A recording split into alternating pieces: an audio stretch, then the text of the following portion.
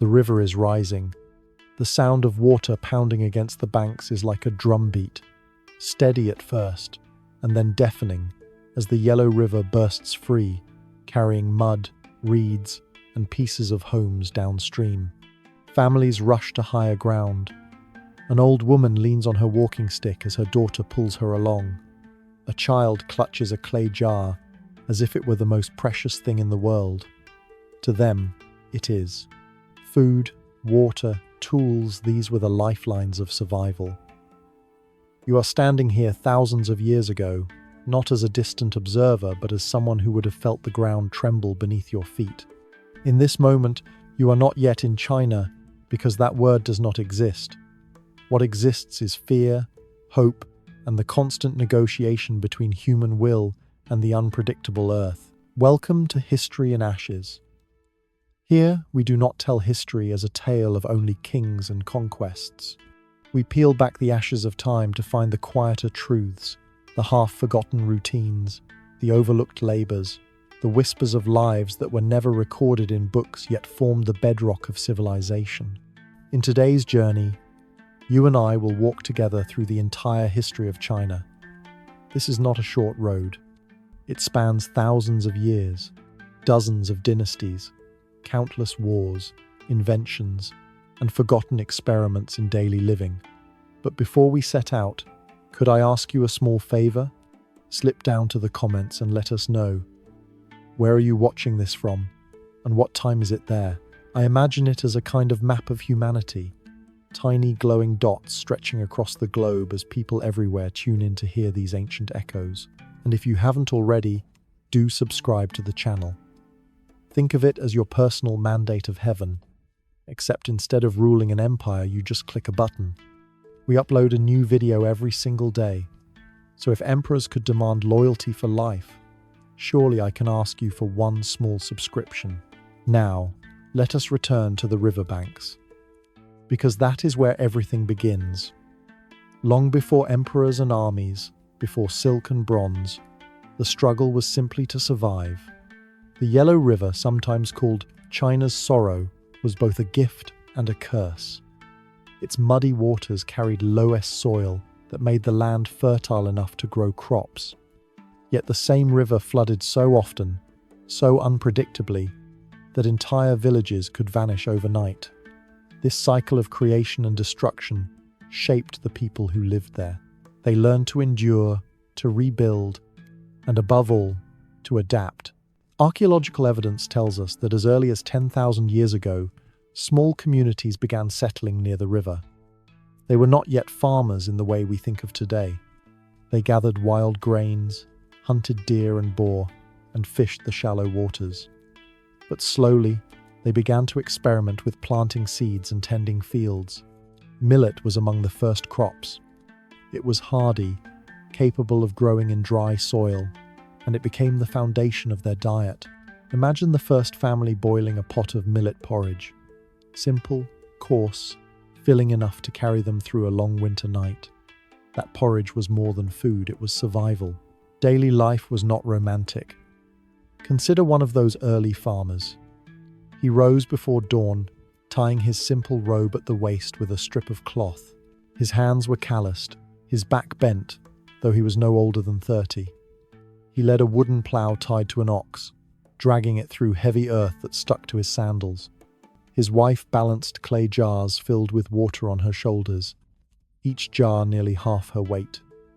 She carried them back from the river, again and again. Their children scattered millet seeds by hand, not realizing their own survival depended on how many would take root. The work was repetitive, exhausting, and uncertain. A single drought could undo it all. Yet, every morning, they returned to the fields. And when the harvest came, it was more than a meal. It was proof that human labor could wrest order from the chaos of the earth. Grain was stored in clay jars, sometimes marked with simple symbols scratched into the surface, early signs of record keeping. Those scratches were not yet writing, but they were the first attempts at remembering. To count harvests, to measure time, to track debts. These were the seeds of civilization. The Yangshao culture, emerging around 5,000 years before the Common Era, shows us how these early farmers lived. Their villages often had circular houses made from mud and wood, clustered together with a communal square in the center. Pottery from this period is painted with geometric designs, spirals, and even human faces. This art was not decoration alone, it was identity, a way of connecting people to their community. Graves from this time reveal careful burials, sometimes with tools, sometimes with pottery. Even in death, people were not forgotten. Already, the thread of ancestor reverence was being woven, a belief that the dead remained part of the living community. Later came the Longshan culture, around 3,000 years before the Common Era, with more advanced pottery, black and polished to a shine. Their settlements were larger, some even protected by walls of stamped earth. Why walls? Because people had begun to compete. As villages grew, resources became scarce. Fields could only feed so many mouths. Raids and conflicts left their mark on skeletons, bones fractured by blows, arrowheads lodged in ribs. Here we see the first shadow of warfare in what would become China. And yet, alongside violence, we also see innovation. The Longshan experimented with silk, pulling threads from silkworm cocoons, twisting them into fabric finer than anything the world had yet known. It was not yet the global silk trade, but the seed had been planted. The river continued to shape their lives. In years of plenty, granaries filled and communities flourished. In years of disaster, famine struck. Imagine the choices faced by a family when the millet jars ran empty. Do they eat the seeds meant for next season's planting? Do they slaughter their last ox, losing the very animal that pulls their plough? These are not grand decisions of kings, but quiet tragedies that decided whether a lineage survived or disappeared into silence. Religion, too, was born from this uncertainty. Early shrines suggest offerings made to spirits, perhaps of the river, perhaps of the ancestors. If the river gave life and took it away, then surely it must be appeased. Ceremonies were simple: food, drink, or pottery placed in the earth. To us, these may seem small, but to those who performed them, they were attempts to bring order to chaos, to ask for one more season of survival. And it is here, in these ceremonies, that we glimpse something enduring. The belief that ancestors continue to watch over the living became one of the deepest currents in Chinese culture. It meant that life was not just about the present harvest, but about continuity. A farmer bowed not only to his parents, but to generations stretching back beyond memory. In this, they found stability when the world outside was unstable. As centuries passed, these small communities grew into larger networks. Trade began pots for grain, stone tools for woven cloth. Exchange brought new ideas, and with new ideas came hierarchy. Some families owned more land, stored more grain, claimed more prestige. Inequality, too, is part of the story of survival. Those who had less often paid with labor or submission. Those who had more gained influence, and in time, power. It was not yet monarchy, but the beginnings of leadership structures that would later crystallize into dynasties. If you stand back and look at this early stage, what you see is not a kingdom, but a fragile balance. Villages fought hunger, floods, and one another, yet through it all, they endured. They buried their dead, they painted their pots, they planted their seeds. Each generation lived with the knowledge that disaster was never far away, but also with the stubborn refusal to give up. And that is perhaps the truest beginning of Chinese history, not in the rise of dynasties, but in the ordinary persistence of unnamed people. It leaves us with a question. When we speak of the origins of China, are we telling the story of the first kings, or the countless farmers, potters, and children who never saw themselves as part of history, yet whose quiet resilience built the soil upon which dynasties would later stand? The night air flickers with firelight, a bronze cauldron, its surface carved with patterns of beasts and clouds, glows red as it is lowered into the flames. Priests, their robes stiff with ritual, stand beside a king. They are about to perform an oracle bone ceremony, one of the earliest written moments in Chinese history. A turtle shell is placed carefully on the fire until it cracks, and the lines spreading across it are red like the veins of fate. Questions are carved into its surface. Will the harvest succeed? Will rain come? Will the king's armies prevail? In this moment, ritual, kingship, and writing come together, binding heaven, earth, and ruler in a fragile unity. You are no longer in the scattered villages of the Neolithic. You are in the Shang dynasty, around 1600 years before the Common Era, where power itself is cast in bronze and written in bone. The Shang world was centered in the Yellow River Valley, a patchwork of walled cities, farmland, and royal centers. Unlike the earlier Yangshao or Longshan cultures, the Shang had rulers who claimed a different kind of authority, divine sanction. The king was not merely a chief of a village.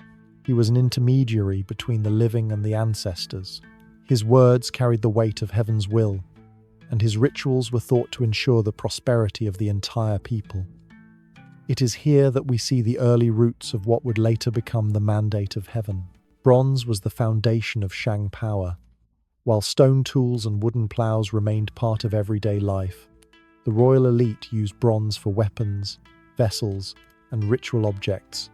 To cast bronze required not only knowledge but organization. Miners to gather ore, workers to smelt copper and tin, artisans to shape clay molds, and priests to determine the forms. The most famous Shang bronzes are massive cauldrons, some weighing hundreds of pounds, decorated with Tao Ti masks, faces of beasts that stare with wide eyes and open jaws. What did these masks mean? Scholars still debate. Were they protective spirits, symbols of authority, or simply art? Whatever the answer, to those who stood in their shadow, they represented power and mystery. But let us step away from the palaces for a moment. What about the ordinary people living under Shang rule? Farmers continued their ancient routines, planting millet and wheat, tending pigs and chickens. Life was still measured by the cycles of flood and harvest. A farmer may never have seen a bronze cauldron, but he would have felt the weight of the system that produced it. His grain was taxed, his labor conscripted for building city walls or serving in the army. The Shang king's authority extended into every household, not by daily contact, but through obligations that shaped survival. Cities of the Shang period were impressive for their time. At Anyang, the last capital of the Shang, archaeologists have uncovered vast royal tombs, some large enough to fit chariots, servants, and animals sacrificed for the afterlife. The royal dead were not buried alone. They were surrounded by goods, vessels, jade ornaments, and sometimes the bodies of slaves or captives. To modern eyes, this may seem brutal, but to the Shang, it was continuity. The king in death was as powerful as in life, and he needed his court, his food, his horses, to continue ruling beyond the grave. And then there was writing. The oracle bone inscriptions of the Shang are the earliest confirmed form of Chinese writing, direct ancestors of modern characters. Questions to the spirits were carved into bone and shell, then heated until cracks appeared, and the cracks interpreted. Each inscription is a window into daily concerns. Will it rain tomorrow? Will the Queen's childbirth be safe? Will we capture the enemy in battle? These were not abstract musings. They were practical, urgent, sometimes desperate. And they remind us that even the most powerful kings worried about the same fragile realities as farmers: weather, food, health, survival. The Shang were also warriors. Chariots, drawn by horses, appeared for the first time, changing the scale of conflict. Bronze-tipped spears and battle axes gave Shang armies an advantage over rivals. Yet warfare was not only about conquest. Captives were taken and sometimes sacrificed, their deaths part of the rituals that sustained the king's link to heaven and the ancestors. Here again, the line between politics, religion, and violence was thin, but daily life for the majority was quieter. Villagers lived in small houses of wood and earth, cooking millet in clay pots, weaving cloth from hemp, tending livestock. Children played with bone toys, women ground grain, men worked the fields. The cycle of seasons still ruled all. Disease, hunger, and hardship remained constant threats. While the king's name might endure on an oracle bone, the names of these villagers are lost. Yet without their labor, the Shang could not have built their cities or cast their bronzes. It is tempting to see the Shang only through their grandeur bronze vessels, oracle bones, royal tombs. But consider instead the logistics. To maintain a city like Anyang required constant flow of grain, timber, clay, and labor. Roads had to be cleared, fields planted, harvests stored, carts driven. Bureaucracy, in its earliest form, emerged here. Records kept on bamboo or wood have not survived, but the organization behind the scenes is clear. This was not a loose collection of villages anymore, it was a system, fragile yet enduring.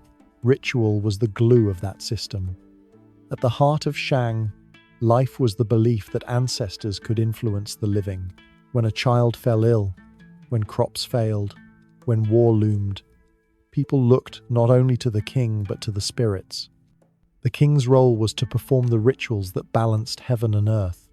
But families too maintained smaller rituals at home, offering food and drink to their ancestors.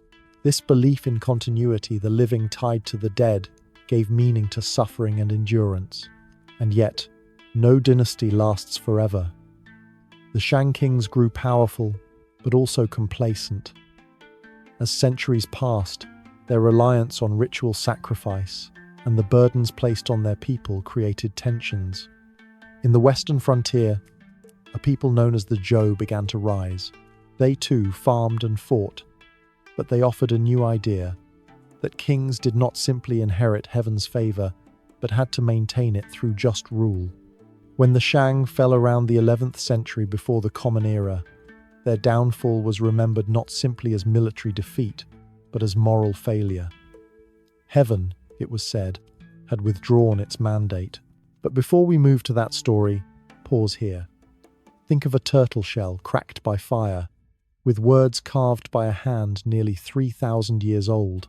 Think of a farmer bent over his field, his grain carried off to feed soldiers he would never meet. Think of a bronze cauldron, heavy and ornate, lifted in ritual flame. These fragments, bone, bronze, millet, are what remain of the Shang. Together, they remind us that history is not just about the rise of kings, but about the fragile balance between human labor, spiritual hope, and the weight of power. And so the question lingers. When we read the cracks of those oracle bones, are we seeing the voices of the gods or the anxieties of ordinary people, etched into history by the hands of kings? The Shang capital of Anyang is burning. Flames rise against the night sky as warriors from the west storm through the city gates. Bronze weapons clash, chariots splinter, and the once proud dynasty crumbles into smoke. From this collapse emerges a new order, the Zhou. Around the 11th century before the Common Era, they seize the throne and bring with them an idea so enduring it will echo for millennia the mandate of heaven. To the Zhou, heaven was not simply the sky above, but the cosmic order, the balance between earth, ancestors, and the divine. Unlike the Shang kings, who claimed power through direct ritual ties to their ancestors, the Zhou argued that rulers held authority only so long as they governed justly. A king who became corrupt, wasteful, or cruel would lose heaven's favor. Floods, droughts, rebellion, all were seen as signs that heaven had withdrawn its mandate. Power was conditional. It could be lost. This was a revolutionary idea, and it became the foundation of Chinese political thought. But what did this mean for ordinary people? Imagine a farmer in a Zhou village. His days were still spent in the fields, planting millet, tending oxen, mending his tools. Whether heaven favored the king or not, he still had to pay grain in tax and send his sons when conscription came. The mandate of heaven may have been an elegant philosophy, but for him, it was experienced as shifting burdens, sometimes heavier, sometimes lighter. depending on whether rulers were at peace or at war. The Zhou ruled from their capital near modern-day Xi'an. In the early years, their power was genuine.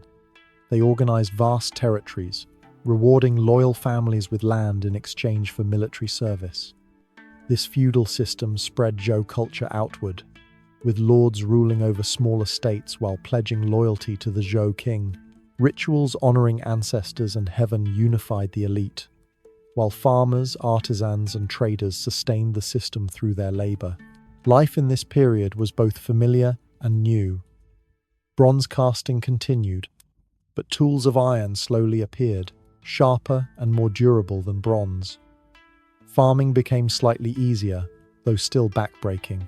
Villages were more organized, with homes clustered together, wells dug, fields divided.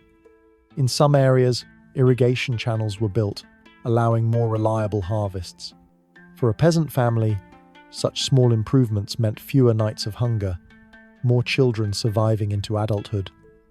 These are the quiet revolutions that rarely make the chronicles but define human history. Religion also changed. While ancestor worship remained central, the Zhou expanded the idea of heaven. It was no longer only the spirits of kings or clans, it was a universal force that judged rulers. This gave people a language to interpret suffering. If locusts devoured the crops, perhaps it was not random. Perhaps it meant the ruler had lost favor. Such interpretations gave people both a framework for endurance and a quiet, moral critique of their leaders. Yet no system is permanent. Over time, Zhou authority weakened. The lands granted to lords became semi-independent states, each with their own armies, courts, and ambitions. The Zhou king remained a figurehead, but real power drifted into the hands of rival rulers. What began as unity fractured into competing states. This period, remembered as the Spring and Autumn era, was both violent and creative. Warfare was frequent, but so was debate. Scholars, philosophers, and reformers began to ask, what does it mean to rule well? How should society be ordered? These questions would give birth to the great schools of Chinese thought, Confucianism, Taoism, legalism, but pause before rushing forward. Think instead of an ordinary Zhou village during this time of fragmentation. A mother teaches her daughter to weave hemp into cloth. A father sharpens his iron plough, preparing for another season of toil. The village elder speaks of the mandate of heaven when floods ruin the harvest, telling the younger generation that their suffering has meaning, that justice will return. Whether or not it was true, such beliefs allowed people to endure. History often records kings and wars, but it is these unnamed acts of resilience, planting again after a flood, weaving cloth after a raid, that carried civilization forward. By the end of the Zhou period, the king's power was almost ceremonial. Rival states fielded chariots, armies of tens of thousands, fortified cities. Alliances shifted, betrayals multiplied. Yet in the midst of this instability, something remarkable was happening. The foundations of Chinese philosophy, science, and governance were being laid. It was the friction of chaos that sparked reflection. The mandate of heaven, first articulated by the Zhou, remained the thread binding it all together, reminding rulers and subjects alike that power was not absolute, but always subject to the judgment of heaven and history. And so, as we leave the Zhou, we are left with a paradox. Their dynasty weakened and fragmented, yet their idea, the mandate of heaven, endured. It became the moral compass of Chinese politics for over 2,000 years. Which leaves us with a question. Was the true power of the Zhou found in their armies and palaces, now long gone, or in the quiet idea that heaven watches, judges, and may one day withdraw its favor? The battlefield is a plain of dust and blood. Thousands of soldiers press forward in formation, their iron-tipped spears braced, shields overlapping like scales of a dragon. Behind them, chariots rattle, and horns blare commands across the chaos. On the hills above, commanders raise signal flags, their orders carried by smoke and drumbeat. This is no skirmish of farmers with wooden clubs. This is organized, relentless warfare. You are now in the Warring States period, beginning around the 5th century before the Common Era, when China was fractured into rival states locked in nearly constant war. The Zhou kings still existed in name, but their authority was hollow. Real power rested with rulers of states like Qin, Chu, Zhao, Wei, Yan, Han, and Qi.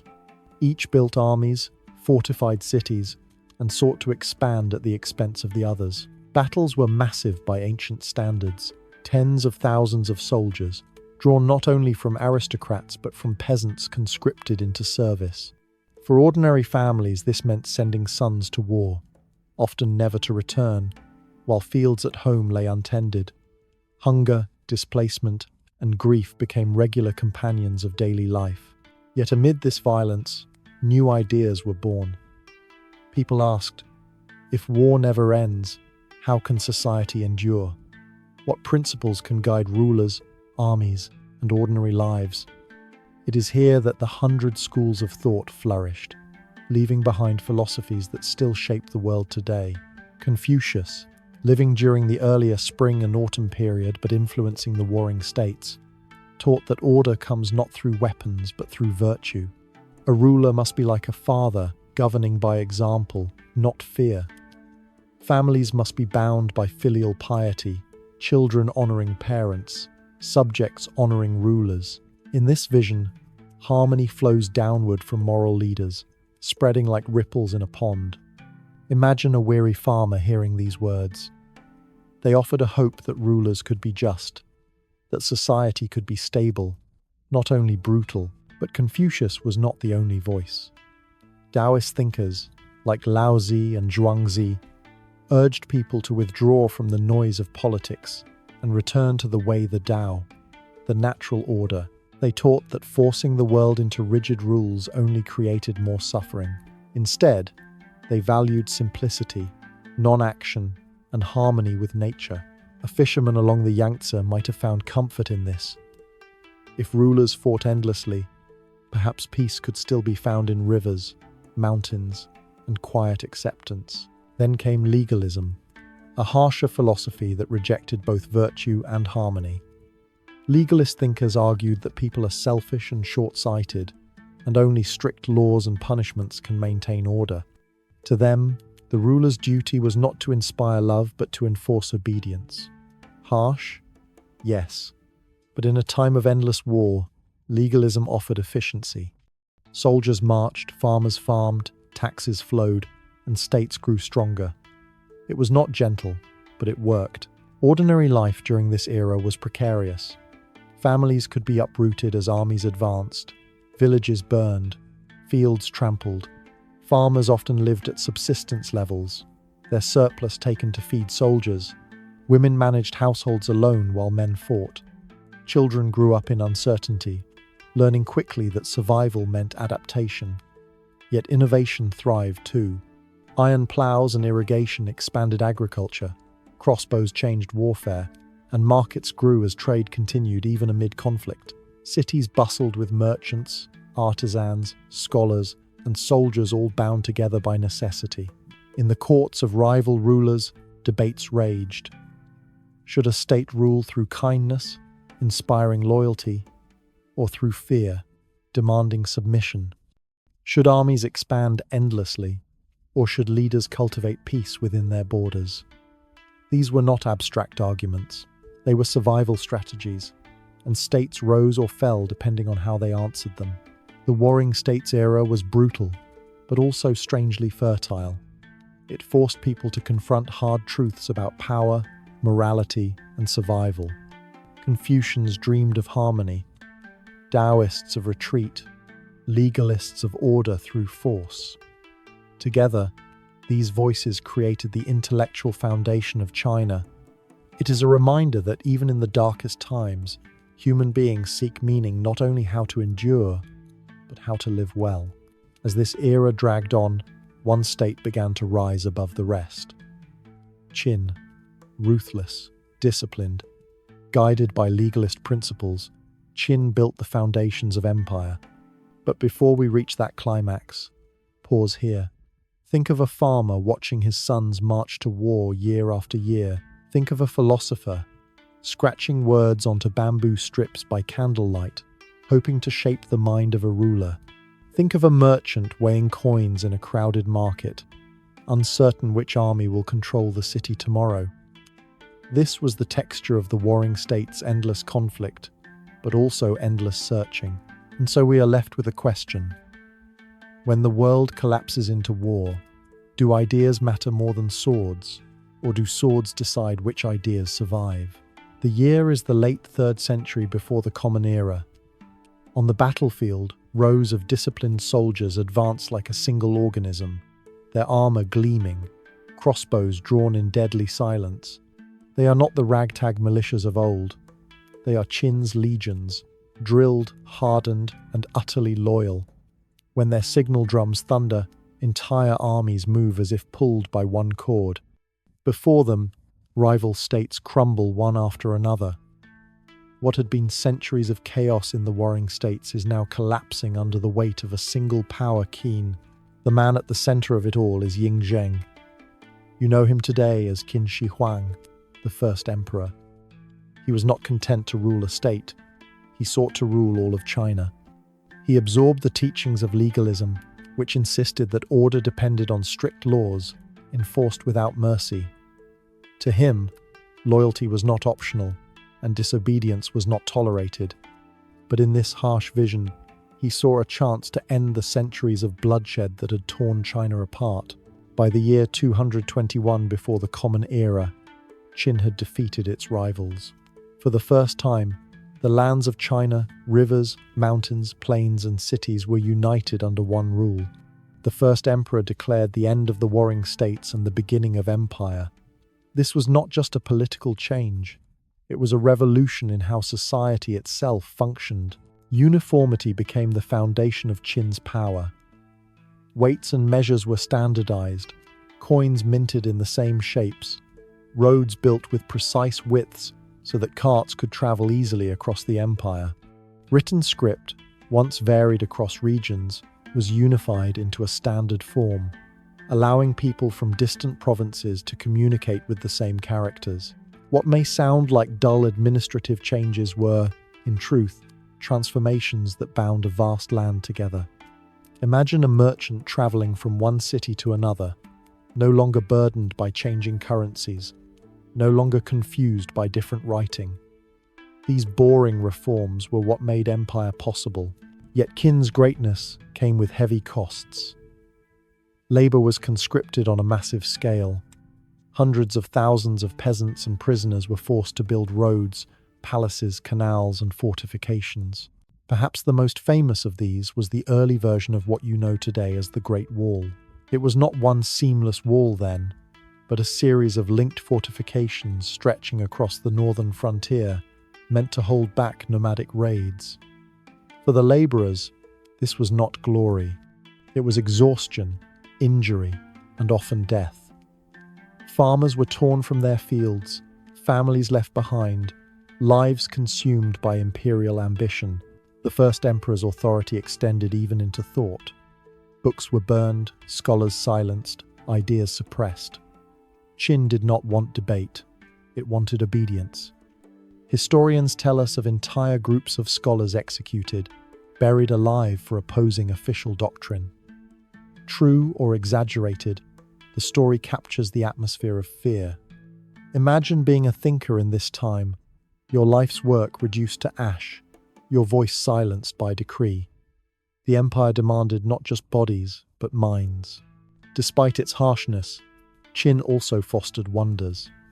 Massive roads and canals expanded trade and communication. Armies could march across the empire with speed, maintaining control. Cities grew. Farmers produced more under organized systems, and order replaced chaos, at least for a time. Archaeologists still uncover remnants of this era, the most famous being the terracotta army buried near the emperor's tomb. Thousands of clay soldiers, each with unique features, stand in silent ranks, eternal guardians of a ruler who sought to conquer even death itself.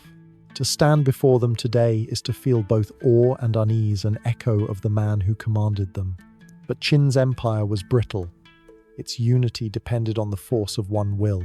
The laws were heavy, the burdens immense, and resentment spread quickly among the people. When Qin Shi Huang died in 210 before the Common Era, his successors struggled to maintain control. Rebellions erupted, peasants and generals alike rising against the weight of empire. Within just a few years, Qin collapsed. The dynasty that had built the foundations of imperial China lasted barely more than a decade as an empire, and yet its impact was permanent. Later dynasties would reject Qin's harshness, but they kept its systems, its roads, its script, its standards, its idea of one China united under one emperor. The Qin dynasty burned out quickly, but like a fire that leaves behind steel, it shaped what came next. So pause here and consider the paradox. The first emperor ended centuries of war and created unity, but he ruled through fear, not trust. His empire achieved wonders, but it consumed countless lives. Was Qin a triumph of civilization, or a warning of how power devours itself? The year is 206 before the Common Era. The Qin dynasty, so mighty just a few years earlier, has crumbled into rebellion and chaos. Across the land, generals and warlords fight for power, their armies clashing over the broken pieces of empire. Farmers take up arms, desperate to escape the burdens once imposed on them. Roads that had carried Qin's authority now carry revolt. Among the shifting tides emerges a man named Liu Bang. He was not from noble lineage, nor did he come from wealth. He was a minor official, once an ordinary figure in a world of extraordinary ambitions. But unlike many rivals, Liu Bang had a gift for winning loyalty. He was practical, shrewd, and he understood the struggles of common people. Where Qin had crushed the people, Liu Bang promised relief. His charisma and cunning carried him forward, and after years of war, he defeated his rival Xiang Yu in 202 before the Common Era. Liu Bang declared himself emperor, founding the Han dynasty. The Han would endure for more than 4 centuries, becoming one of the longest-lasting dynasties in Chinese history. And unlike the Qin, whose rule felt like a clenched fist, the Han presented themselves as open hands. They kept many of Qin's systems, the standardized script, the centralized bureaucracy, the roads, but softened the harshness of law. Instead of pure legalism, they drew from Confucian thought, promoting morality, order, and the ideal of a ruler as a guiding parent rather than a punishing master. Daily life under the Han reflected this balance. Farmers remained the backbone of society, working fields that stretched across river valleys. Their tools improved with the spread of iron plows, which dug deeper and turned soil more effectively than wood. Canals irrigated dry land, granaries stored surplus grain, and the state sometimes released reserves during famine to stabilize food supplies. For the ordinary family, life was still hard, taxes remained, corvée labor was demanded, but compared to Qin, survival carried less fear. Artisans thrived as well. Silk weaving, already centuries old, became one of the Han's defining crafts. Fine silk garments flowed into distant markets, astonishing foreign merchants who had never seen fabric so smooth and light. Paper was invented during this time, transforming how knowledge was recorded. Imagine the difference. Bamboo strips were heavy, difficult to store, and costly. Paper was lighter, easier to use, and cheaper. It allowed scholars to copy texts, officials to keep records, and ideas to travel farther. It was one of those quiet revolutions in history, unremarkable at first glance, but world-changing in effect. At the heart of the Han state was its bureaucracy. Officials were chosen through examinations and recommendations, gradually developing into the civil service system that would define China for centuries. Confucian classics became the backbone of learning, and scholars who mastered them could rise in government. The empire began to elevate talent, not just birth, though power still favored the wealthy. For a poor boy in a village, the dream of learning to read and perhaps entering service became one path of social mobility. But it was not just administration that defined the Han. It was expansion. Under Emperor Wu, who reigned for over half a century beginning in 141 before the Common Era, China grew outward. Armies marched north to confront the Xiongnu, the nomadic confederation that had long raided the frontier. Campaigns pushed west, securing trade routes that connected China to Central Asia. These became the arteries of what you know today as the Silk Road. Through the Silk Road, silk, paper, and lacquerware traveled westward, while horses, glass, and precious metals flowed eastward. Ideas moved as well, religions, artistic styles, even distant rumors of lands beyond the horizon. Traders carried not only goods but stories, each step across deserts and mountains weaving China into a larger world. Imagine a caravan winding through the Taklamakan desert, camels loaded with bolts of silk, travelers enduring heat and sandstorms. It was slow, dangerous, and costly, but it created the threads that bound continents together. Life inside the empire also bore contrasts. In the bustling capital of Chang'an, markets overflowed with goods, officials debated policy in grand halls, and scholars wrote histories that sought to explain not just events, but their meaning. Meanwhile, in villages far from the capital, families rose before dawn, tending to rice or millet, hoping the harvest would last through winter. For them, the empire was distant. Its presence felt mostly through taxes and occasional soldiers passing by. Yet even they benefited from the stability that Han rule offered compared to the chaos of war. Religion and philosophy intertwined with daily life. Confucianism emphasized duty, family, and ritual, becoming the state's moral backbone. Taoist practices offered harmony with nature, guiding how people sought balance in their lives. Later, Buddhism began to filter in along the trade routes, at first as a foreign curiosity, then as a growing spiritual force. The Han became a meeting ground of ideas as well as goods. Of course, the Han was not without strain. Emperors struggled with court intrigues, eunuchs gained influence, and corruption ate at the bureaucracy. Powerful families accumulated land, leaving peasants impoverished.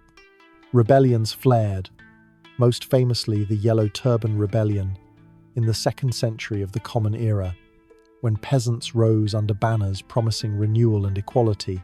Disease, famine, and war weakened the state. By the 3rd century, the empire fractured into the chaos of the Three Kingdoms. And yet, the legacy of the Han was enduring. Even today, the majority ethnic group in China calls itself Han. The dynasty's name became synonymous with Chinese identity, culture, and memory. Its institutions, technologies, and philosophies continued to shape history long after its fall. So as you reflect, consider this.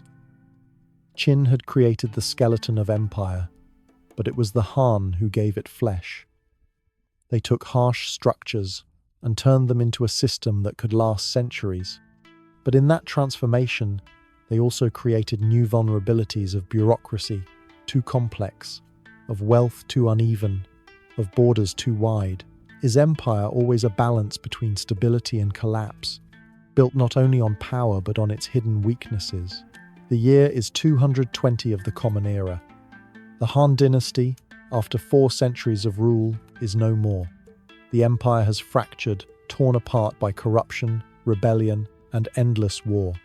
Imagine the capital, once the bustling center of power, now hollowed, its courts splintered into factions.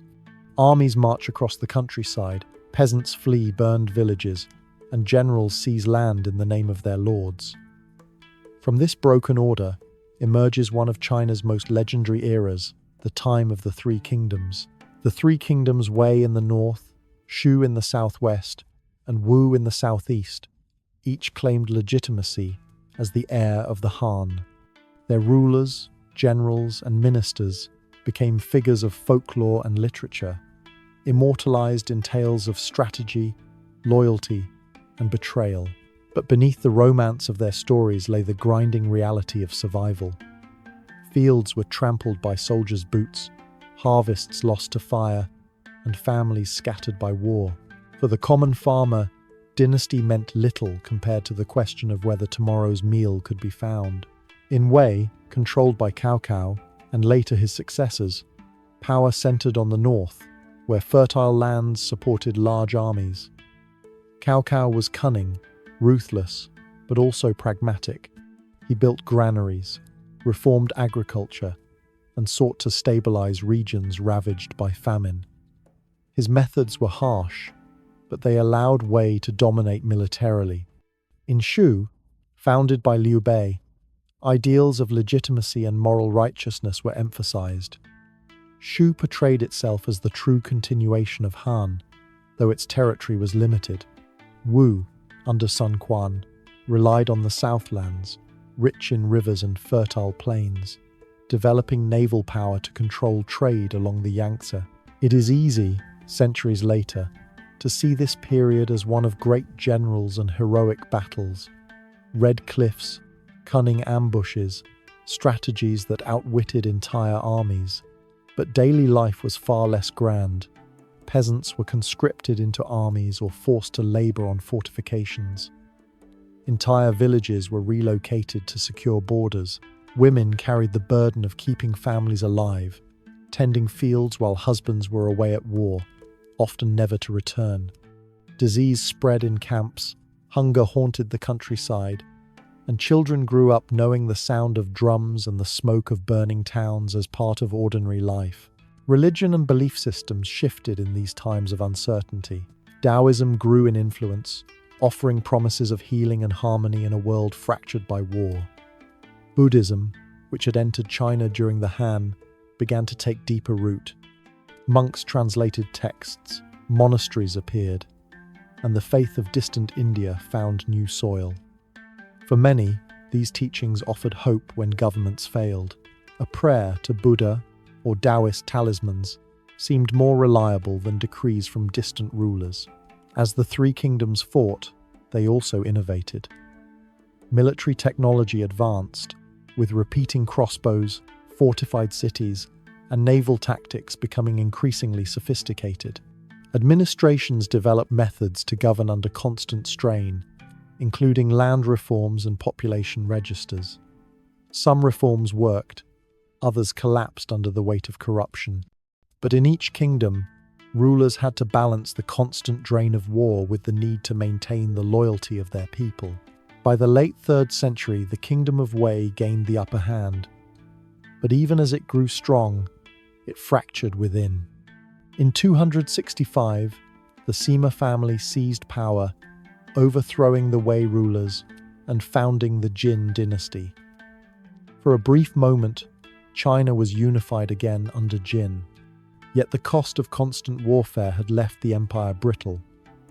By the early 4th century, internal conflicts and invasions by nomadic groups from the north shattered unity once more. What followed was an age historians call the 16 Kingdoms, where northern China fractured into short-lived states ruled by various ethnic groups: Xiongnu, Xianbei, Jie, Di, and Qiang. These rulers often adopted Chinese customs, but they brought their own traditions as well.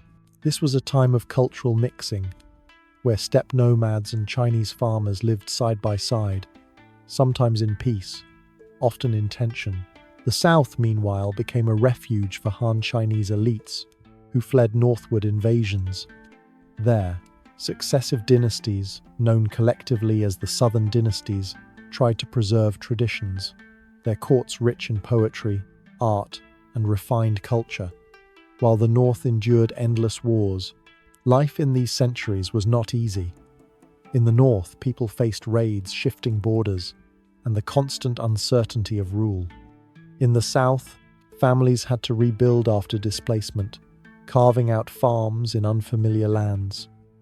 Refugee movements reshaped demographics, as entire communities fled across rivers to escape destruction. And yet, even in this instability, human creativity endured. Buddhist temples rose, poets wrote of longing and loss, painters captured the quiet of mountains and rivers, seeking peace in art if not in politics. It was during this age of disunity that Buddhism truly flourished in China. Monks such as Kumarajiva translated key texts, and cave temples like those at Dunhuang were carved into cliffs, filled with murals and statues. These images of serene Buddhas provided comfort to those who lived through chaos. They were not simply religious monuments, they were expressions of resilience in a world where permanence seemed impossible. This long period of division lasted until the late 6th century, when the Sui dynasty reunited China. But before that, nearly 4 centuries of fragmentation left deep marks. Families became used to the idea that dynasties could rise and fall within a single lifetime. Identity was shaped not only by empire, but by region, community, and survival strategies. When the Sui and later the Tang restored unity, they inherited not just lands, but traditions forged in centuries of fracture. So as you think about this age of disunity, consider its paradox. On the one hand, it was a time of suffering, instability, and hardship. On the other, it was a time of cultural creativity, of new religions and philosophies taking root, of art and poetry born from longing. Does history always move forward through chaos as well as through order? Is it in the collapse of certainty that new ideas find their space to grow? It is the late 6th century. For nearly 400 years, China has been divided. Northern and southern courts have risen and fallen. Kingdoms have come and gone, and generations have grown accustomed to instability. Then, suddenly, from the north emerges a ruler determined to bring everything together. His name is Yang Jian, known to history as Emperor Wen of the Sui. By the year 589, he had conquered the south, reunifying China for the first time since the fall of the Han. The Sui dynasty was short-lived, lasting less than 40 years, but its impact was enormous. The emperors of Sui were ambitious. They built massive infrastructure projects, most famously the Grand Canal, a waterway that linked the fertile rice fields of the south with the political centers of the north. This was not merely a feat of engineering, it was a tool of survival. Grain from the Yangtze Basin could now feed soldiers on the northern frontiers, ensuring that armies would not starve during campaigns. Yet this came at a terrible cost. Peasants were conscripted in the hundreds of thousands, forced to dig canals, haul stones, and labor without rest. Many died, their names forgotten, their work absorbed into the flow of history. Military campaigns under the Sui were equally ambitious, particularly the invasions of the Korean peninsula. Emperor Yang, successor to Wen, poured resources into conquering Goguryeo, one of the powerful Korean kingdoms. Campaign after campaign ended in disaster, with soldiers freezing, starving, or falling to disease. These failures drained the treasury, exhausted the population, and stirred rebellion across the empire. The very infrastructure that had made the Sui powerful became the burden that destroyed them. By the early 7th century, peasant uprisings and regional warlords rose once more, and the dynasty collapsed. But out of the ashes of Sui came the Tang, founded by Li Yuan in 618. What followed is often remembered as one of the greatest dynasties in Chinese history. The Tang dynasty blended military might, administrative reform, and cultural brilliance into an era that still echoes today. At the heart of Tang's success was its ability to govern. The Tang rulers refined the system of examinations for selecting officials, based not only on family connections, but on knowledge of Confucian texts. This meritocratic system allowed men of lower birth, if talented, to rise to positions of influence.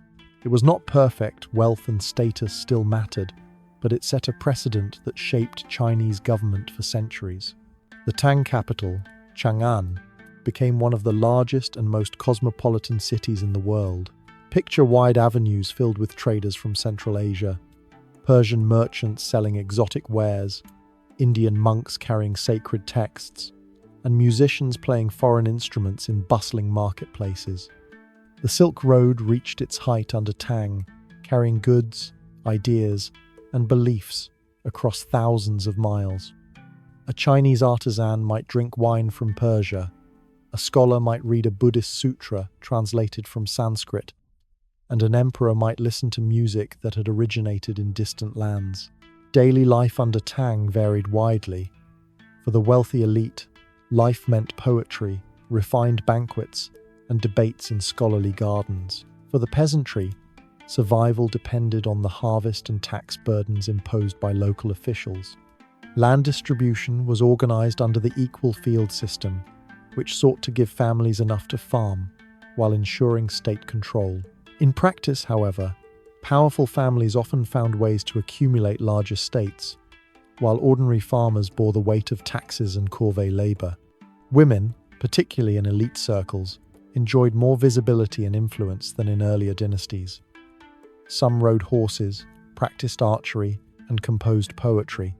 The most remarkable example is Wu Zetian, who rose from concubine to empress and ruled in her own right, the only woman in Chinese history to do so. Religion flourished in the Tang era. Buddhism reached its peak, with grand monasteries, towering statues, and pilgrimages to India. Monks, such as Xuanzang, traveled thousands of miles across deserts and mountains to bring back sacred texts, which they translated for Chinese readers. Taoism also thrived, often supported by the imperial court, and Confucianism remained the backbone of governance. The interplay between these traditions shaped intellectual and spiritual life. As ordinary people prayed to Buddha for compassion, consulted Taoist priests for protection, and studied Confucian texts for advancement in society. But prosperity was not without its shadows. In the mid-8th century, the Anlushan rebellion erupted. Anlushan, a general of mixed Sogdian and Turkic origin, turned his army against the Tang. What began as a rebellion became one of the most devastating wars in history. Millions perished as armies marched across the countryside, destroying towns, seizing grain, and leaving famine in their wake. Even Chang'an was abandoned at the height of the conflict. The rebellion shook the dynasty to its core. Though the Tang survived, they never fully recovered their former strength. After the rebellion, local military governors, known as Jia gained power. They collected taxes, commanded armies, and often acted independently of the court. The central government weakened, and regionalism grew. Yet, culture continued to flourish. The Tang produced some of China's greatest poets, like Li Bai, who wrote of the beauty of mountains and rivers, and Du Fu, whose verses captured the suffering of ordinary people during times of war. These poems remain treasured today, not because they glorified power, but because they revealed the fragile humanity that persisted through chaos. In the later years of Tang, Buddhism faced persecution, as the state, burdened by financial strain, targeted monasteries for their wealth. Thousands of temples were destroyed, monks were forced to return to lay life, and the influence of Buddhism waned. By the early 10th century, rebellion and internal division finally toppled the dynasty. The empire fractured once again, leading into the 5 dynasties and 10 kingdoms period, a short but chaotic era of shifting power. Still, the Tang left behind a legacy unmatched in its breadth. It was a time when Chinese culture was both deeply rooted and open to the world, when government experimented with meritocracy, when religion and art flourished, and when poetry turned the struggles of ordinary life into timeless words. It was a golden age, but also a reminder that even in greatness, decline is never far away. So the question lingers: does every golden age contain within it the seeds of its own fall? And when we look back at the Tang, are we admiring its achievements, or quietly recognizing the fragility of all human endeavors? The year is 905 of the Common Era. The Tang dynasty, once a beacon of power and culture, has collapsed. The central government is gone, and China fragments into dozens of competing states. In the north, successive short-lived dynasties rise and fall, the 5 dynasties. In the south, a patchwork of independent kingdoms, the 10 kingdoms, assert control over fertile valleys and strategic rivers. Power is local, fleeting, and constantly contested. Life for ordinary people is uncertain. Farmers face shifting rulers, each demanding taxes, conscription, or labor. Cities are fortified, but also vulnerable, and villages sometimes become battlegrounds.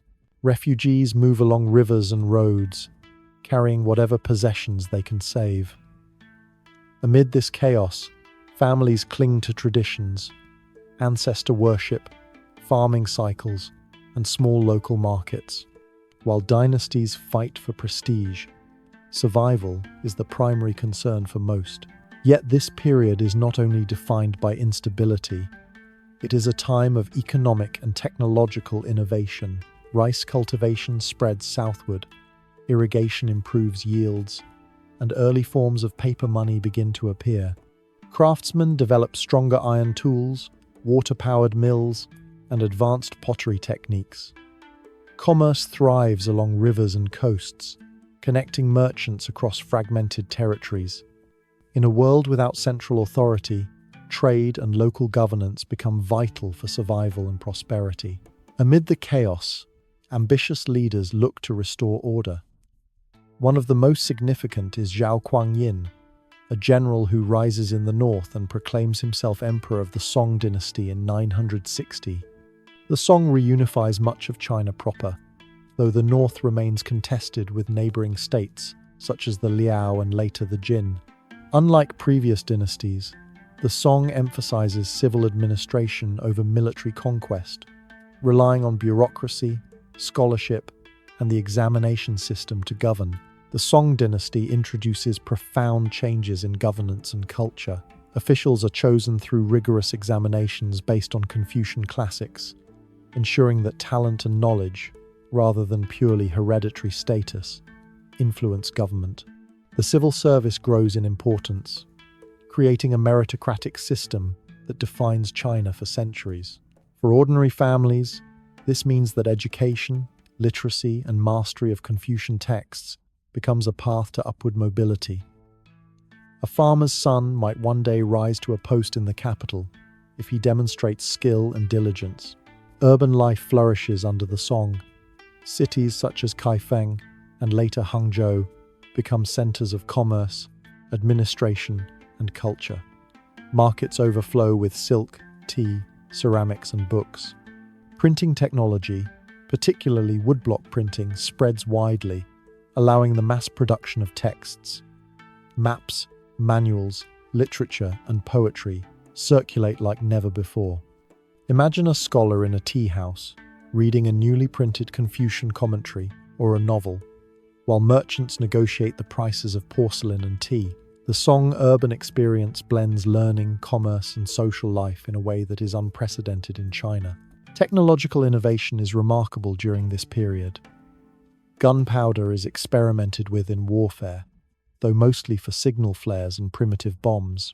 Compass technology improves navigation, aiding trade along rivers and overseas. Iron and steel production expands, supporting agriculture and construction. Even everyday tools, plows, mills, and water wheels become more efficient, increasing productivity and supporting population growth. For ordinary farmers, these improvements translate into slightly less grueling labor and more reliable harvests. Trade expands both internally and abroad. China's rivers, canals, and coastlines become highways of commerce. Ships navigate the South China Sea to Southeast Asia, carrying silk, ceramics, and tea, and returning with spices, metals, and exotic goods. Urban merchants grow wealthy, while artisans craft goods for increasingly sophisticated tastes. The Song economy becomes one of the most advanced of its time, a society in which wealth is not only inherited but earned through skill and enterprise. Religion and philosophy continue to shape life. Confucianism guides government and social norms. Taoism offers practices for health and harmony, and Buddhism flourishes, particularly in monasteries that serve as centers of learning and refuge. Neo-Confucianism begins to develop, blending metaphysical reflection with moral and social philosophy. This intellectual synthesis shapes elite culture and influences ordinary behavior, encouraging moral self-cultivation alongside practical governance. Yet even under the Song, challenges persist. The north remains under threat from the Khitan Liao and later the Jurchen Jin. Military campaigns drain resources, and the emphasis on civil administration often leaves the army weaker than in previous dynasties. Corruption sometimes infiltrates the bureaucracy, creating friction between officials and the populace. Despite economic growth and cultural achievement, the Song must continually balance prosperity with vulnerability, innovation with security. Through it all, ordinary life remains a mixture of struggle and adaptation. Farmers cultivate terraces along rivers and hills. Merchants navigate rivers and markets. Scholars dedicate themselves to study, and artisans hone their crafts. The stability of the Song allows culture, technology, and trade to flourish.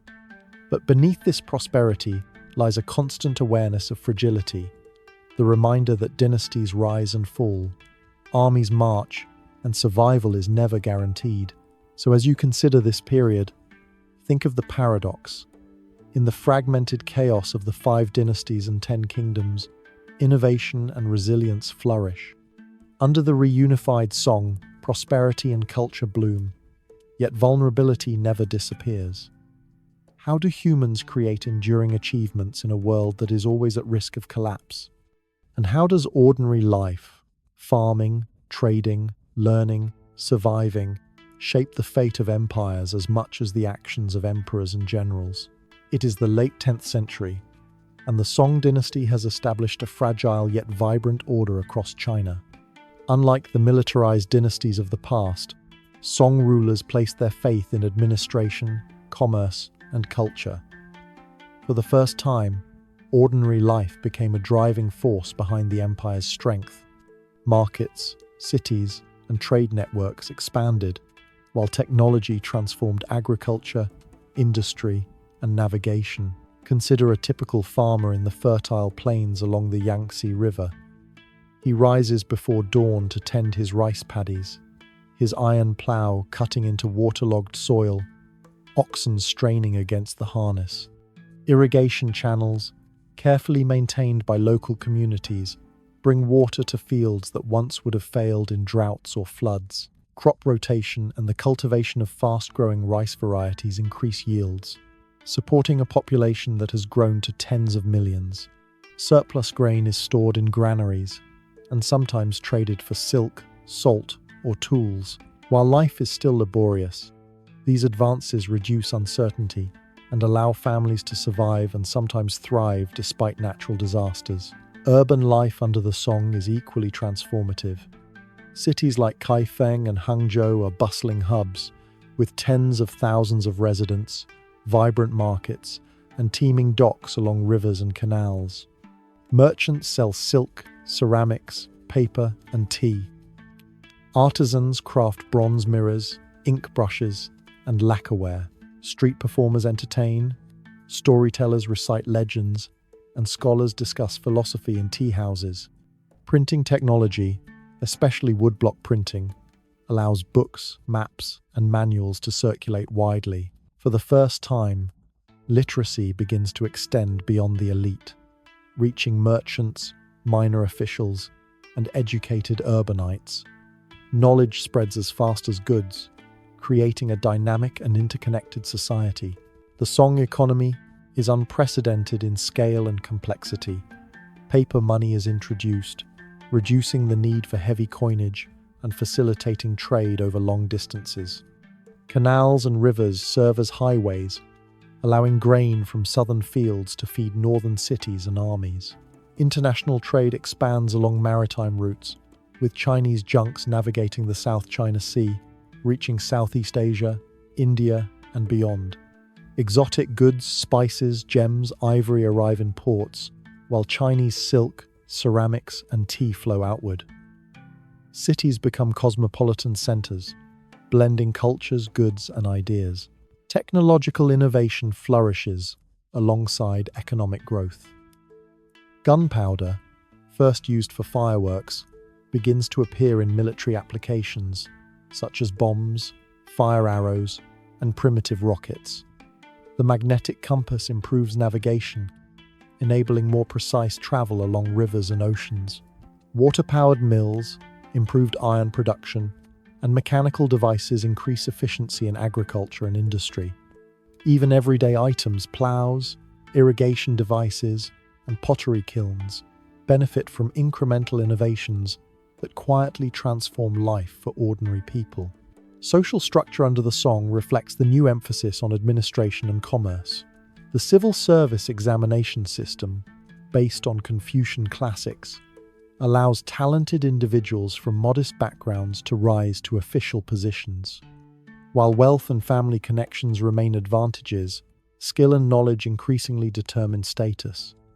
Families invest in education, hoping their sons can pass exams and secure stable, prestigious posts. For women, life is often defined by household responsibilities. But in urban areas, some engage in trade, crafts, or literary pursuits. Elite women write poetry, manage estates, and sometimes influence politics indirectly through family connections. Religion and philosophy continue to shape society. Buddhism flourishes in monasteries, offering spiritual guidance and social services such as hospitals and schools. Taoism, with its emphasis on harmony and health, influences daily practices. Neo-Confucianism begins to emerge, blending metaphysical reflection with ethics, shaping governance and personal conduct. Ordinary people participate in religious festivals, temple rituals, and ancestor worship, finding stability and meaning amid social complexity. Yet beneath prosperity, vulnerabilities persist.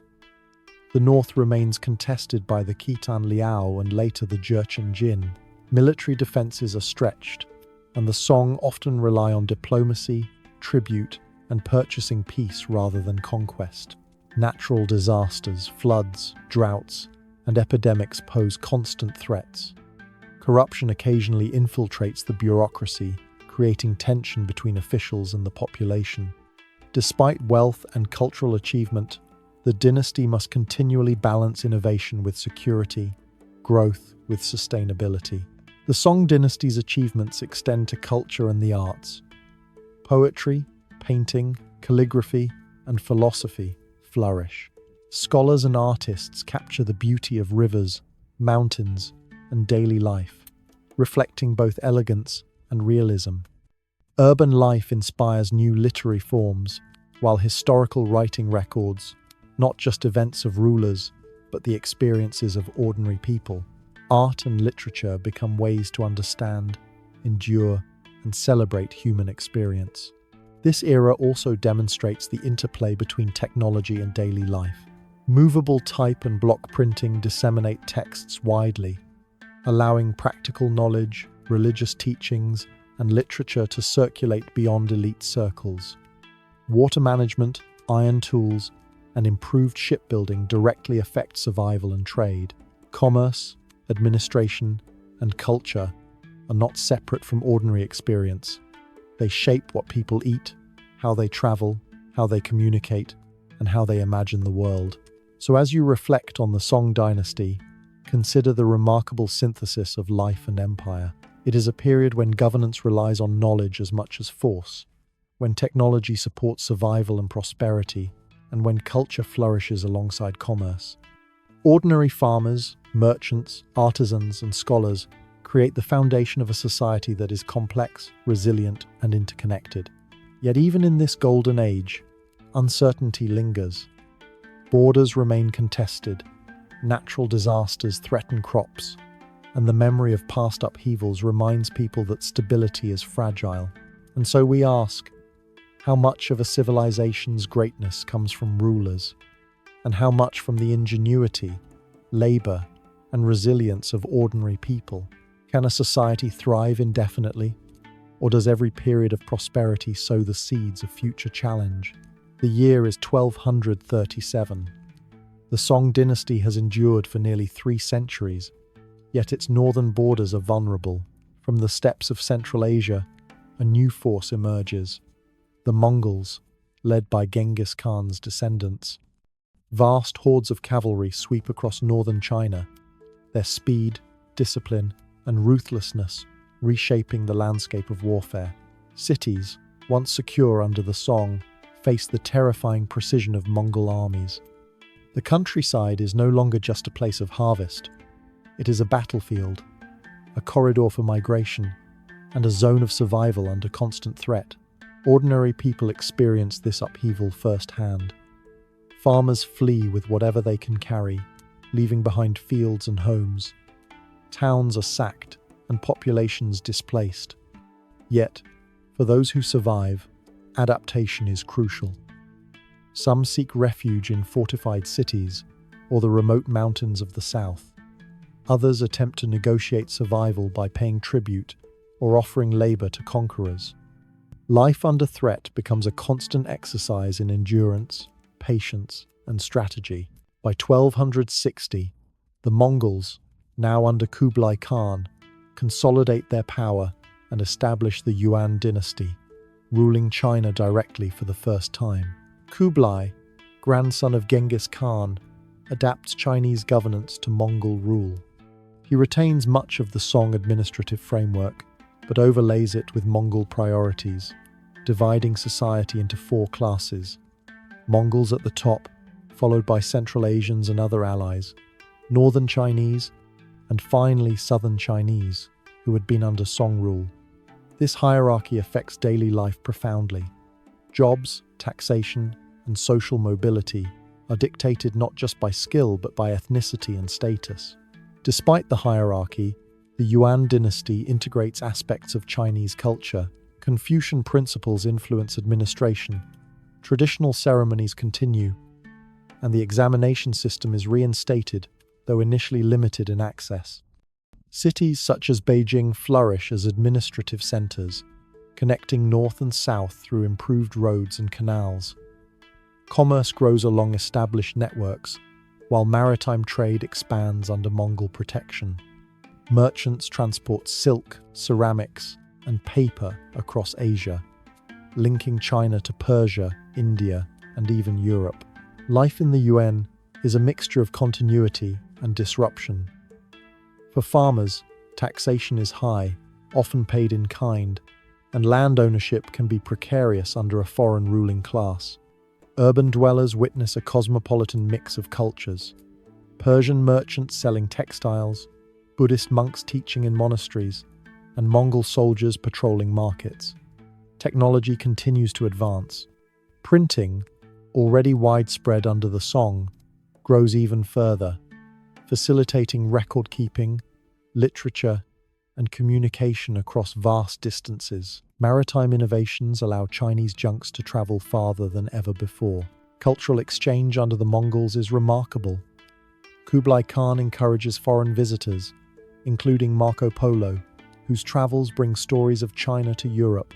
Persian administrators introduce new methods of governance, and Muslim astronomers help improve the calendar and navigation. Chinese artisans and scholars, while living under foreign rulers, continue to innovate in art, ceramics, architecture, and literature.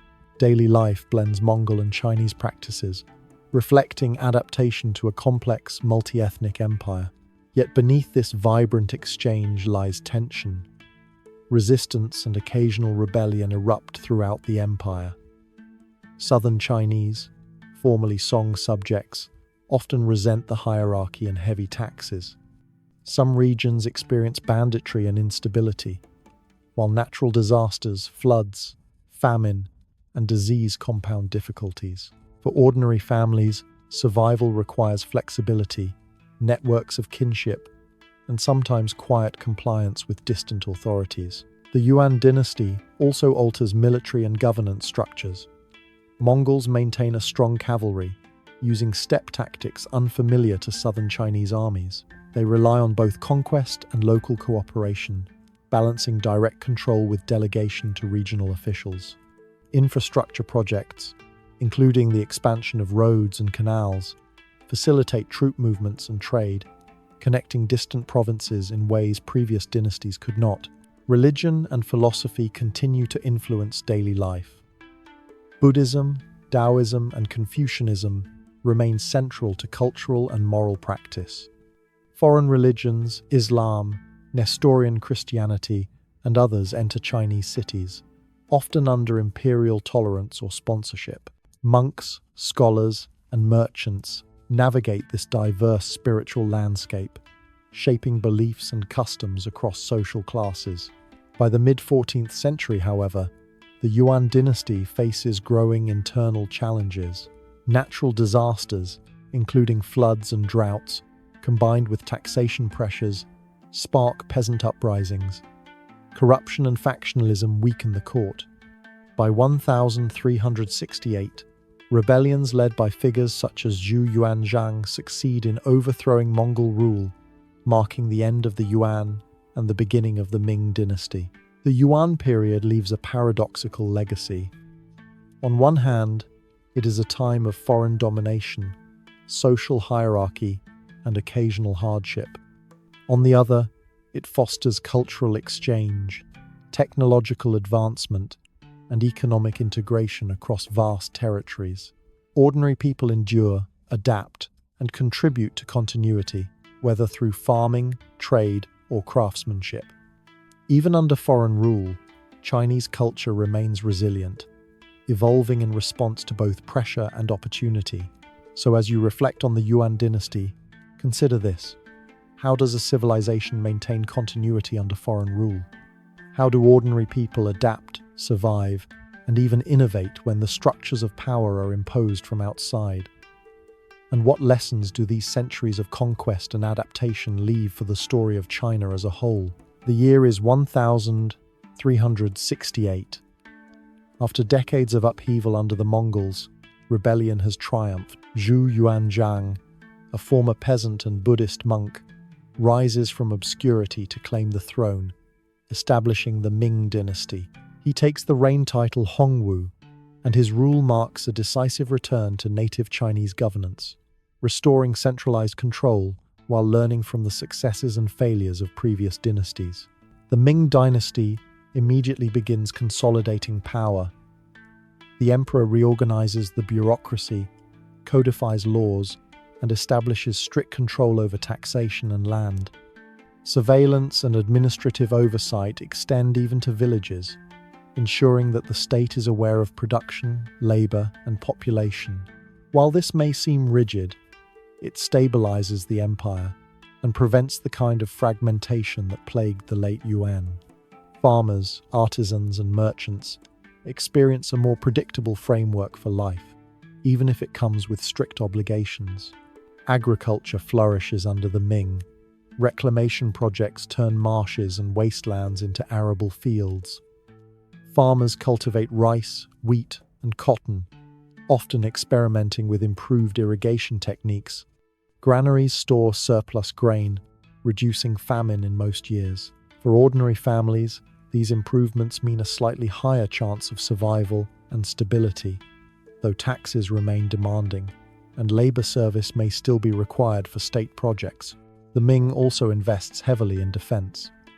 The northern frontier, threatened previously by Mongol raids, is reinforced with walls that continue and expand upon the remnants of the Great Wall. Soldiers are stationed in strategic locations.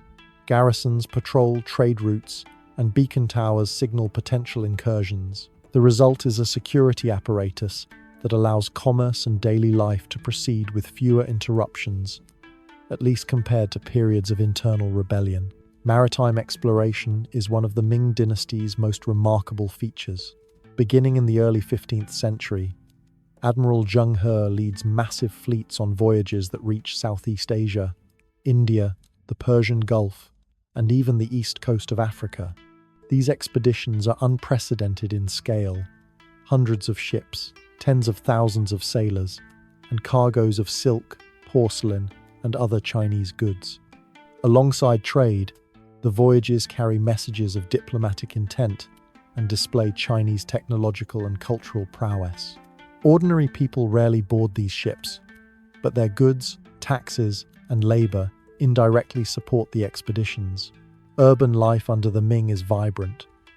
Cities such as Nanjing, which serves as the early capital, and later Beijing, teem with markets, scholars, artisans, and administrators. Printing flourishes, spreading books, manuals, maps, and literature. Merchants and craftspeople produce everything from silk textiles and porcelain to bronze mirrors and lacquerware. Tea houses and inns host discussions, storytelling, and performances, reflecting a dynamic cultural life that touches urban residents across social classes. Education and the examination system continue to shape society. Families invest in schooling, hoping that sons will pass the rigorous civil service exams and secure positions in government. Success brings prestige, wealth, and influence, while failure is often compensated by commercial or local pursuits. This system promotes literacy, bureaucratic skill, and social mobility, even if only partially accessible to the poor. Religion and philosophy remain central. Confucianism guides moral conduct and governance. Buddhism offers spiritual solace and social services. And Taoism provides guidance on health, longevity, and harmony with nature. Ordinary people integrate these traditions into daily life. Ancestor worship, seasonal festivals, temple rituals, and personal devotion shape the rhythm of existence. Trade continues to expand internally and externally. Roads, rivers, and canals connect regions. Markets supply urban and rural populations, and Chinese goods reach distant lands. Porcelain becomes highly valued overseas, while tea and silk find eager markets. This commercial vitality strengthens local economies, fosters cultural exchange, and sustains a growing population. However, challenges persist. Tax burdens remain heavy, and ambitious state projects strain local labor. Corruption occasionally undermines administration.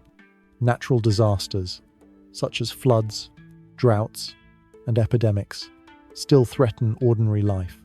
Moreover, the Ming court, while powerful, is cautious in foreign policy, balancing engagement with restraint, reflecting lessons learned from past dynasties' overreach. Culturally, the Ming period is rich. Literature, painting, and theatre flourish. Novels such as Journey to the West and Water Margin capture popular imagination, while landscape painting and ceramics demonstrate technical mastery and aesthetic sensibility. These cultural products, while elite in origin, eventually influence urban and rural populations, shaping shared ideas, values, and entertainment. The Ming dynasty's story is one of restoration, consolidation, and selective expansion.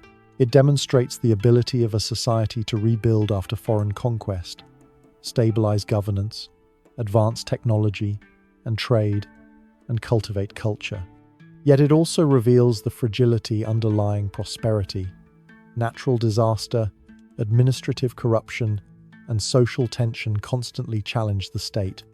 Ordinary people navigate this world, contributing labor, trade, scholarship, and creativity, while enduring obligations and risks imposed by the central government. So reflect on this era. How does society rebuild after conquest? How do ordinary lives, commerce, and cultural innovation sustain an empire as much as armies and emperors?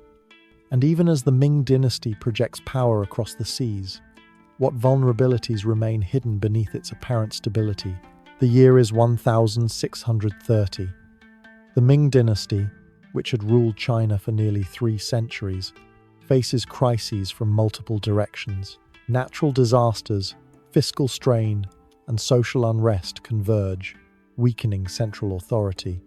Farmers, soldiers, and urban dwellers all feel the pressure as taxes rise, harvests fail, and local officials struggle to maintain control. Even in cities teeming with merchants and artisans, uncertainty lingers, a reminder that prosperity is fragile. Agriculture, long the foundation of Chinese society, is under strain. Poor harvests, partly due to floods, droughts, and soil depletion, reduce food supply. Grain prices rise, pushing peasants into debt and hardship. Many families abandon their villages, migrate to cities, or resort to temporary labor in construction, canals, or military service. These stresses make social unrest more likely, while the state, already burdened by military expenditures and court extravagance, finds it difficult to respond effectively. Urban life reflects both vitality and vulnerability.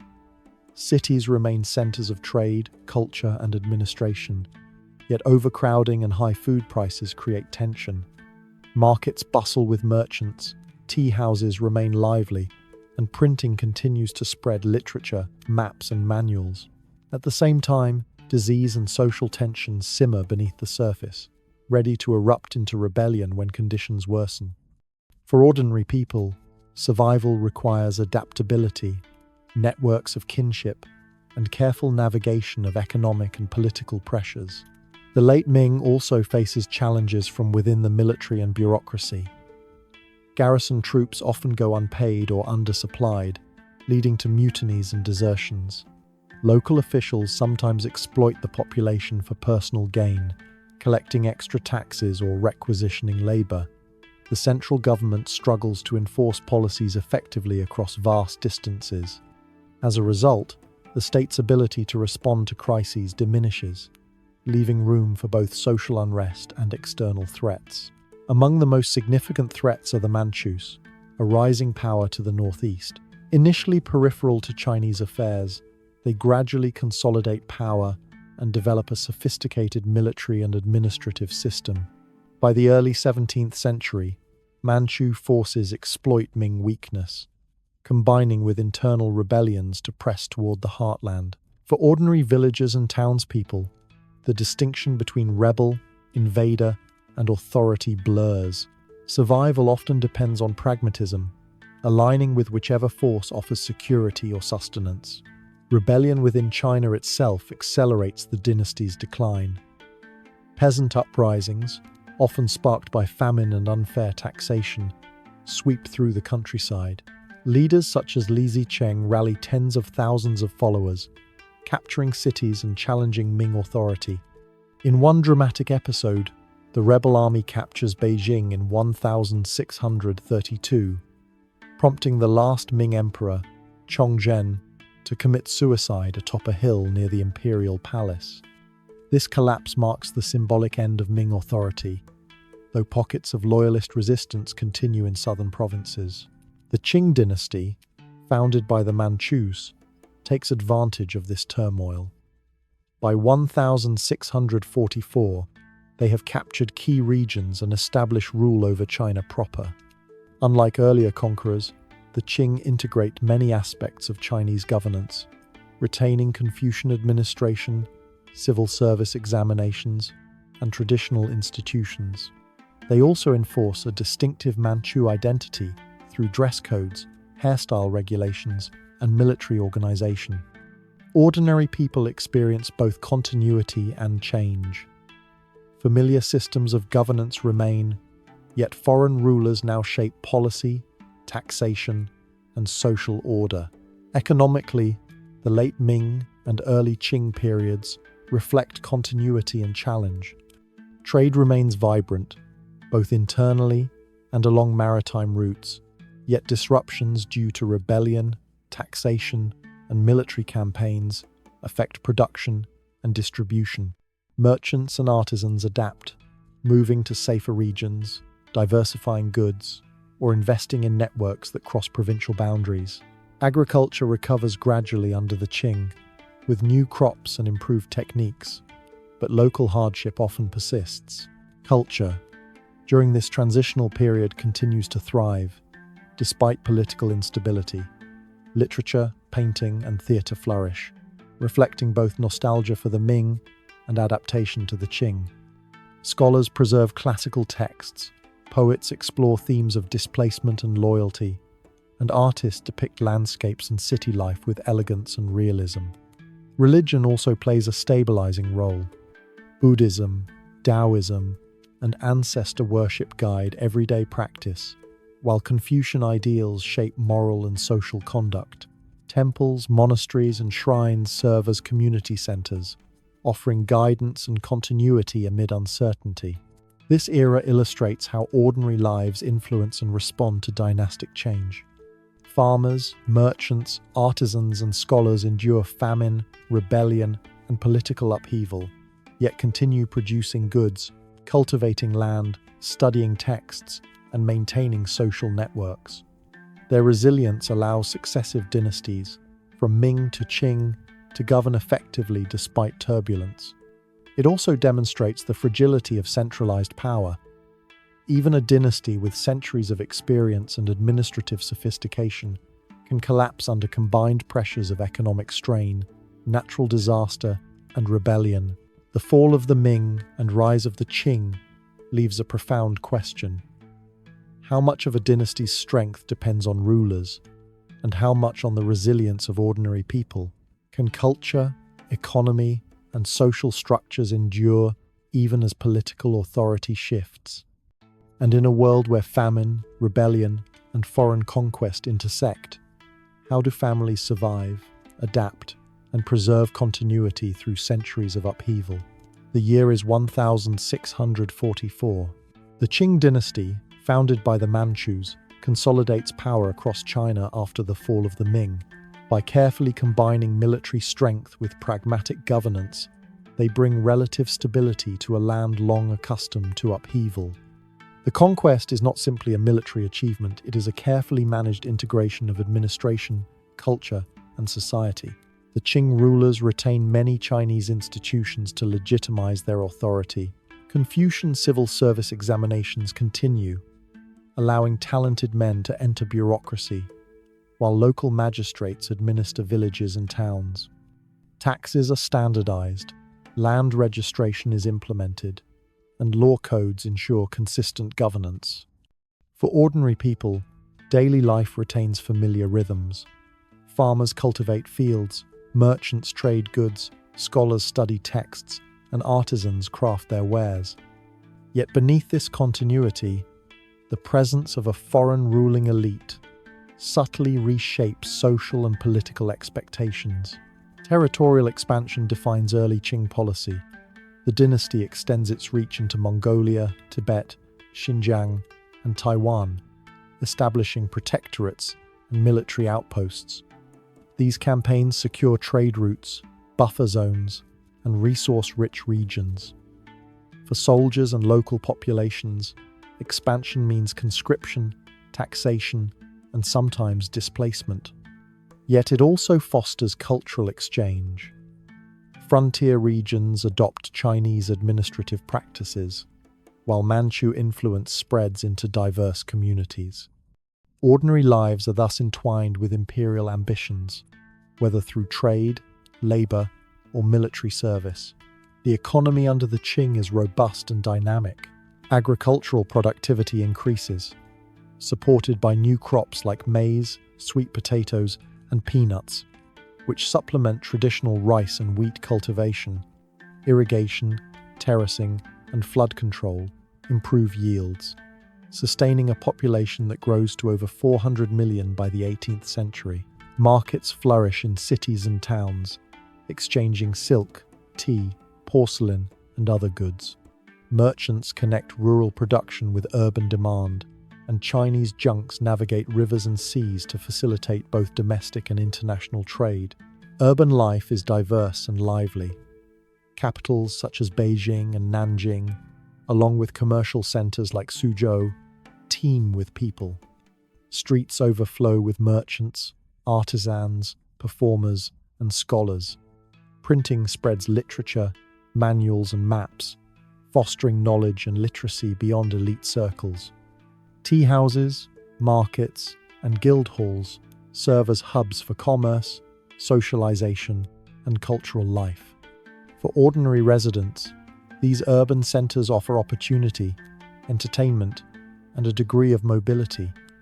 Even as regulations and taxes impose constraints, education remains a central element of social mobility.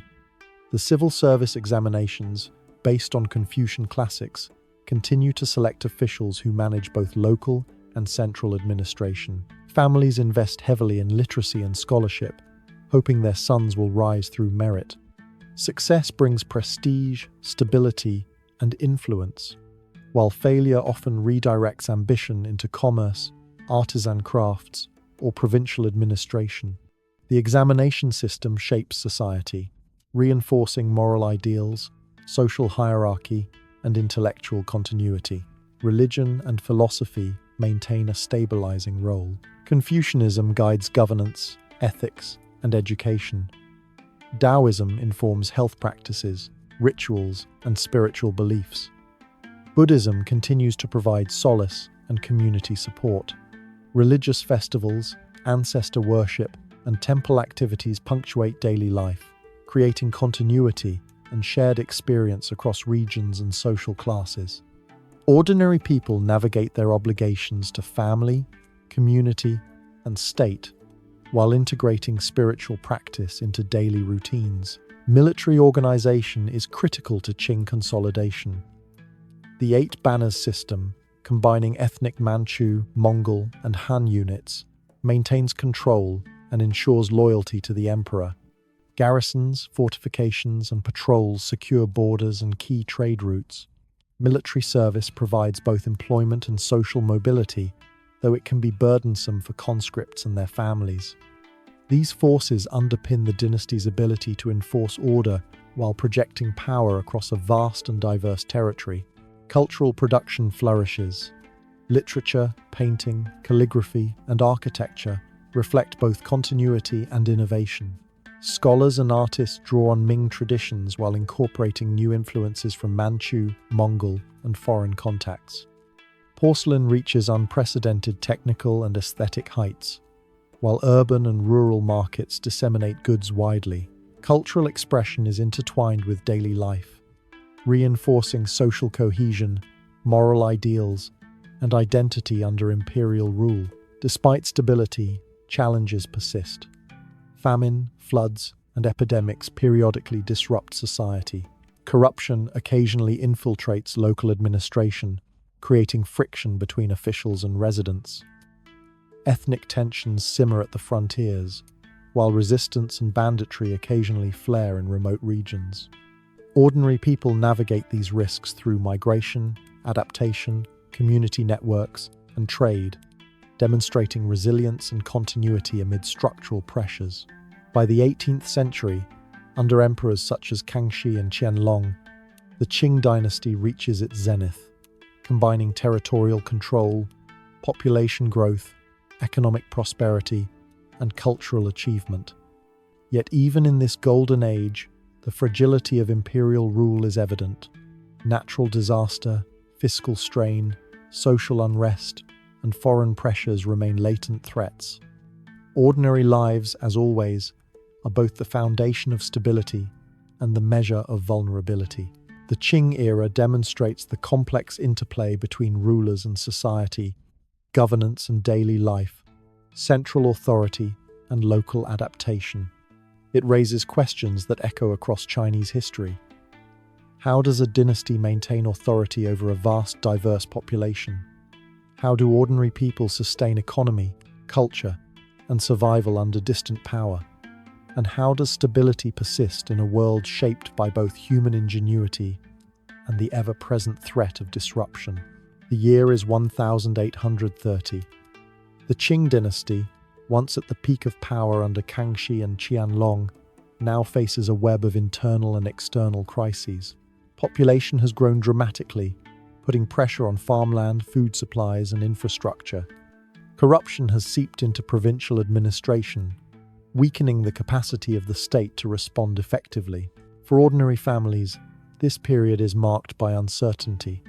Famine, taxation, and social unrest shape daily survival, and the shadow of rebellion looms over even the most routine tasks.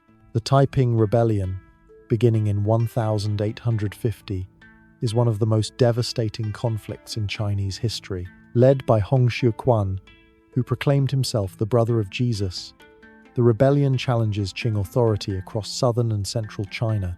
Cities are besieged, farmland destroyed, and millions perish from battle, starvation, or disease. Ordinary people are caught between armies, often forced to provide labor, food, or shelter for whichever side is dominant. Survival becomes a strategic daily endeavor, as families flee, hide, or negotiate to protect themselves amid chaos. Economic strain compounds political instability. Silver shortages disrupt currency. Famine disrupts agriculture, and trade faces both domestic and foreign pressures. Urban markets, once vibrant centers of commerce, experience uncertainty as merchants struggle with instability and taxation.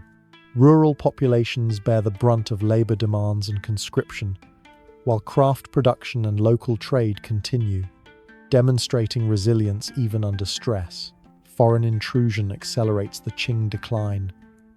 The Opium Wars, beginning in 1839, expose China's military weakness and open ports to European trade and influence. Treaty ports, unequal treaties, and extraterritoriality reshape cities like Guangzhou, Shanghai, and Tianjin, bringing foreign goods, ideas, and governance alongside local life. For ordinary residents, these changes create both opportunities and disruption. Trade brings new products and markets, yet colonial influence and political pressure undermine traditional authority. Internal reform efforts are inconsistent. Some emperors attempt modernization, improve infrastructure, and support education. But these initiatives are often limited or resisted by entrenched bureaucracy. Local officials vary in effectiveness, and the central government struggles to maintain control over distant provinces. Ordinary people navigate this inconsistent authority, sometimes relying on local networks, religious institutions, or family alliances to manage daily survival. Cultural life persists, even amid decline. Literature, painting, theatre, and scholarly activity continue, documenting both the elegance of tradition and the turbulence of contemporary society. Printing and book distribution spread ideas, and scholars debate reforms, ethics, and interpretations of Confucianism, Buddhism, and Taoism. Religion and ritual remain central to daily life, providing stability, meaning, and continuity amid uncertainty. Natural disasters exacerbate social and political tension. Floods of the Yellow River, droughts in the north, and epidemics strike regularly, undermining harvests and creating migration. Families are forced to relocate, rebuild, or adapt, demonstrating resilience and resourcefulness. Ordinary survival becomes intertwined with the policies of empire, the pressures of rebellion, and the influence of foreign powers. By the late 19th century, multiple crises converge: internal rebellion, foreign pressure, fiscal strain, and administrative weakness. The Qing dynasty survives only through a combination of military suppression, negotiation, and strategic concessions. Yet the empire that once governed vast territories and commanded respect is now fragile, vulnerable, and increasingly dependent on foreign powers. Despite decline, the Qing era leaves a lasting legacy. Governance systems, civil service examinations, Confucian ethics, cultural production, and technological innovations continue to shape society. Ordinary people, through labor, scholarship, trade, and adaptation, preserve continuity and contribute to resilience. China's population, cities, markets, and cultural traditions endure, even as imperial authority falters. The transition from Qing to modern China raises enduring questions. How do centuries of governance, culture, and ordinary life shape a civilization when political power falters? How do people adapt, preserve, and innovate amid rebellion, famine, and foreign intrusion? And as China moves toward the 20th century, what lessons from history guide survival, governance, and identity in a rapidly changing world? In the end, the story of China is not only the story of emperors, wars, or dynasties. It is the story of countless ordinary lives, their resilience, ingenuity, and enduring influence across centuries. The rise and fall of dynasties, the ebb and flow of commerce and culture, and the persistence of human survival together form a tapestry that continues to shape the China you see today.